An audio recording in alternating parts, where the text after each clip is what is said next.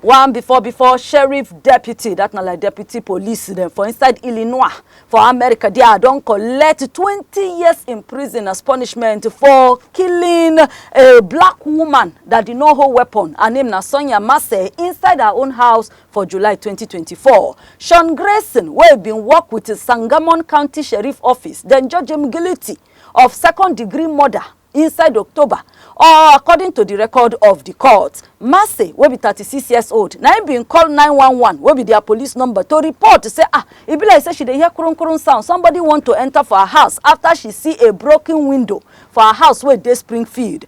Grayson and another deputy now come answer the call, enter into the house. They come ask her, say, make she show ID card, make she show who she be. Now during that exchange, show ID card, oh yeah, see and bam!